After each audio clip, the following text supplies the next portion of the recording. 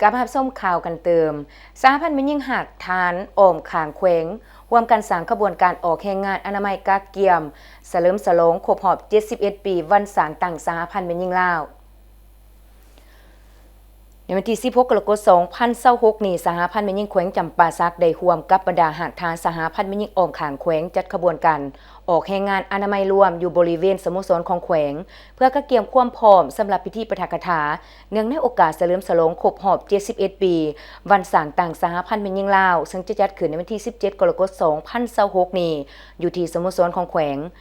กิจกรรมออกแรงงานในครั้งนี้มีบรรดาสมาชิกจากหากทางสหพันธ์แม่หญิงหลายภาคส่วนเข้าร่วมอย่างพร้อมเพรียงโดยได้ดำเนินการกวดกาอนามัยเก็บขี้เหงื่อ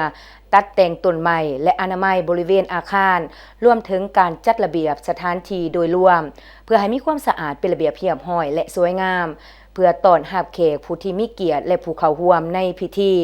การจัดขบวนการออกแรงงานอนามัยในครั้งนี้บ่เพียงแต่เป็นการกะเกียมความพร้อมด้านสถานที่เท่านั้นยังเป็นการสร้างขบวนการเคลื่อนไหวที่สะท้อนถึงความสามัคคี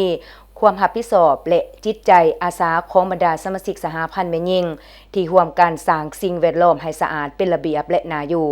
พร้อมกันนั้นกิจกรรมดังกล่าวยังเป็นการสร้างบรรยากาศแห่งความโฟดเฟิร์นและแสดงให้เห็นถึงบทบาทของบรรดาหากฐานสหพันธ์แม่หญิงให้มีส่วนร่วมรับใส่สังคมและก็เกี่ยมความพร้อมทุกด้านเพื่อให้พิธีปาฐกถาเฉลิมฉลองครบรอบ71 ปีของวันสร้างตั้งสหพันธ์แม่หญิงลาวดำเนินไปอย่างสมเกียรติเป็นระเบียบสวยงามและบรรลุผลสำเร็จตามเป้าหมายที่วางไว้